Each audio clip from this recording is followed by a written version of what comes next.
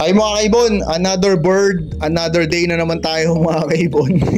Parang may ginayahan tayo Pero maiba lang ako mga kaibon. Maraming salamat sa mga sumusuporta mga kaibon. Sa mga hindi pa po pala nakasubscribe dyan, subscribe na po kayo. At pakihit na rin po yung notification bell para updated po kayo sa mga bagong videos na ina-upload natin every week. At syempre, pa-follow na rin po yung FB page natin kasi sinasabi ko nga parati, doon pa tayo namimigay ng ibon, fertile na itlog at inakay. Pag may available po, namimigay po tayo doon. At sa mga supporter natin sa Shopee, maraming salamat po sa mga suporta nyo, sa positive comment nyo doon.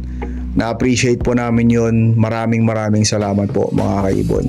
Ngayong week na to mga kaibon, napakaganda ng topic natin kasi pumatak na po tayo ng October, November at December. Papunta na tayong December. Kaya ang topic natin ngayong week is magbibigay tayo ng updated price list.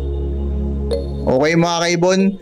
Pero syempre yung updated price list na yun mga kaibon, disclaimer doon is syempre depende pa rin sa seller kung magkano niya ibinibenta yung ibon niya. Depende pa rin sa gender ng ibon. Depende pa rin sa edad ng ibon. Depende sa mutation ng ibon. Depende sa quality ng ibon. Kaya ito na po mga kaibon, ibibigay natin yung updated price list ngayong October. Pero syempre bago natin umpisahan yan mga kaibon, isa-shoutout muna natin ang mga sobrang solid supporter natin. Kasi dahil po sa inyo, nagpapatuloy po si Ibon at Iba pa para mag-upload ng mga bagong video every week. Kaya maraming salamat po sa suporta nyo. Okay mga kaibon, ngayon syempre mag-shoutout na tayo sa mga supporter natin, sa mga solid supporter po natin. Ito na po, shoutout na po namin kayo. Shoutout po una sa lahat syempre PPSM Birds Incorporated, kay Sir Kaibon, Sir Dicky Lenon, Aldrin Martinez, Dan Katian, Antpolin Avery, Silver Magbanwa, Eli Sarmiento ng Pampanga, Angelo Villena ng Cabanatuan, Jobat sa JTV, pasuporta din po mga kaibon. Kay Kaibon Elmer Sinidosa ng Binangonan Rizal, mabuhay po kayo dyan sir. Jeffrey Mercado, kay Rachel Mercado, John Mael Mercado, Akiro Jacob Mercado, Reo Mendoza, Lotgardo Matic ng Novaliches, Quezon City, KJ Mini Avery ng Samar, Jonathan Docueza, Family Esperagera ng Paumbong, Bulacan, kay Rowena at ang anak nilang sina James at Betchay, kay Kaibon Mac John Basco ng Southern Leyte, kay Frank Aguilar ng Binangonan Rizal at kay Kaibon Jaideth Ibunan. Maraming po salamat sa walang sawang suporta nyo. Alright, okay ngayon mga kaibon, syempre i-discuss na natin yung napakagandang topic natin this week. Mabilis lang to mga kaibon. Updated lang na price list this October kasi pasok na tayo ng November tsaka December. I-update lang natin yung price list. Sabi ko nga, yung iba dito parate mababa, ang iba dito mataas. Depende pa rin po sa seller, depende sa edad ng ibon, gender, mutation, at depende din definitely sa quality ng ibon mga kaibon.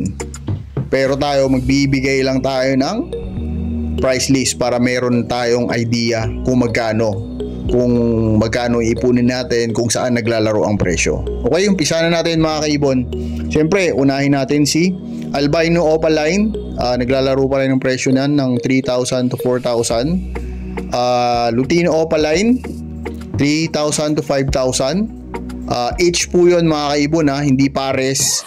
Each po ang price na yun mga kaibon. Kasi maraming din nagtatanong kung ang 3,000 to 5,000 pares na po ba. Each po yun mga kaibon. Okay, sunod natin yung pinakasikat, Crimino Opaline. Medyo bumaba siya, 4 to 8,000 ang presyo niya, hen at cock. Green Opa Dan Follow, naglalaro pa rin sa 10,000 to 15,000. Par Blue Opa Dan Follow cock, 15 to 20,000. Aqua Opa Pale, naglalaro yung Aqua Opa Pale, yung presyo na is 12,000 to 18,000. Aqua Opa Dilute, 15,000 to 20,000. Diyan po naglalaro yung presyo niyan. Aqua Opa Faded. Ito, onti pa lang din nakita ko nito, pero yung presyo nito naglalaro sa 20,000 to 25,000 pesos pa rin po mga kaibon. Ang susunod po dyan is syempre yung napakagandang Aqua Opa Ino. Ito, dami pa rin naghahanap nito. At actually minsan mahirap magpabuhay nito o makapagpalabas nito. Naglalaro pa rin to sa 25 to 35,000 pesos mga kaibon ang isang piraso nito. Siyempre susunod dyan ang Aqua Opa Dan Follow. Ang Aqua Opa Dan Follow naglalaro pa rin sa 35 to 45,000 pesos. Pag mga mature na kak, medyo mahal pa rin talaga kasi ngayon yung mga aqua pinapares na sa yellow face, kaya medyo yung price niya bumaba nung nakaraan tapos tumataas na naman kasi ngayon binabangga na kasi sa yellow face yung mga aqua, kaya o yung mga aqua binabangga na nga sa yellow face, kaya medyo yung presyo niya hindi natin masyado ma-predict kasi depende rin sa mga project ng tao at depende din sa demand ng mga naghahanap ng ibon. At pagka nagkaroon pa ng buying, international buying, hindi po local buying, hindi po sa mga Bukawi o sa mga local market natin, baka sana tumaas pa yung presyo ng mga ibon na to. Okay, syempre susunod natin dito mga kaibon, kasi ito na yung susunod na mga karamihang ibon makikita nyo sa Facebook, mga homozygote na.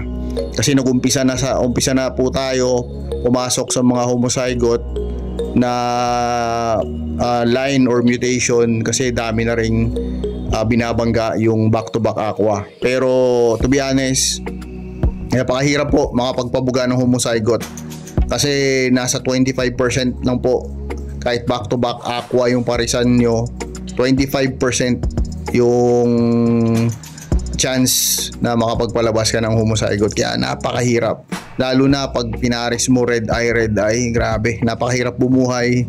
Pero ito na po yung price ng homozygote Aqua Opa Ino. Naglaro pa rin po yan sa 55 to 65,000 pesos ang isa. Homozygote Aqua Opa Dan Follow, naglalaro pa rin yan sa 65 to 70k ang isa. Okay, punta na tayo sa syempre ang gusto ng lahat na magkaroon yellow face, kasi dito na nga po binabangga tong mga aqua na to. Syempre yung homozygote, napaka ganda to ibangga sa yellow face, kasi kung ibabangga mo tong homozygote Aqua Opa Ino sa YF Opa Ino, grabe ang kalalabasan na nito. I-discuss natin kung magkakaroon tayo ng time sa susunod yung mga possible na pwede anak nito, kasi wala ka ng tapon dito mga kaibon.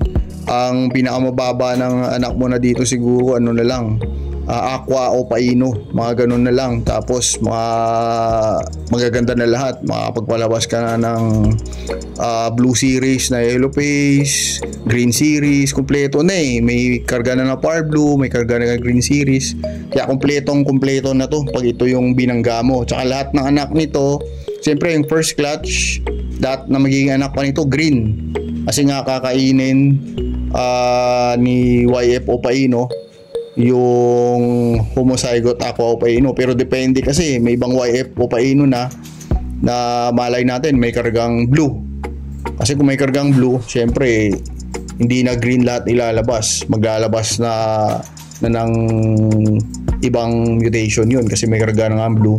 Kasi nga yung aqua, diba, pagka pinarisa mo ng blue o blue 1 blue 2, maglalabas na siya ng aqua, kaya medyo baka advance ka na dito.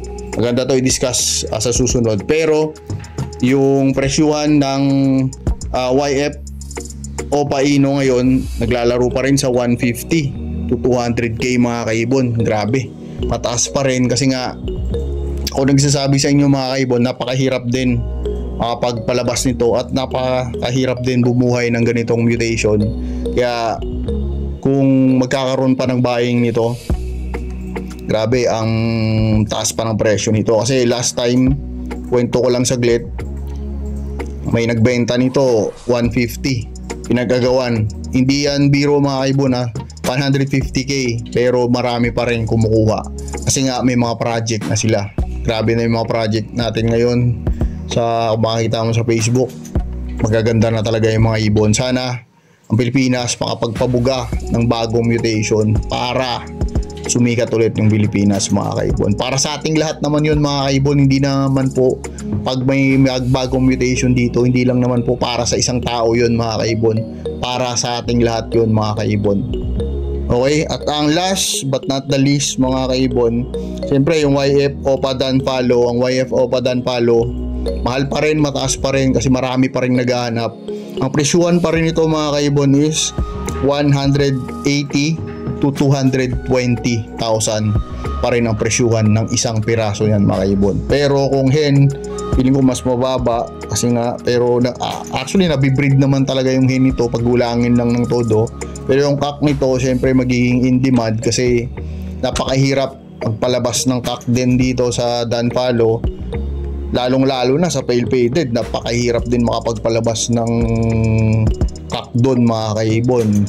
Yun yung mga mutation na karamihan hen ang binubuga, karamihan hen talaga ang nilalabas. Kaya pag nakapagpalabas kayo ng cock, siyempre tago nyo muna kasi pwedeng gamitin pang materials, mga kaibon. Okay, mga kaibon, pag may tanong po kayo about sa price list o may suggestion po kayo about sa presyo ng mga ibon, comment down below nyo lang, mga kaibon. Titingnan natin yan at para malaman din ng mga ibang kaibon natin. Sana po nag-enjoy kayo sa munting topic natin ngayon, mga kaibon, na napakaganda.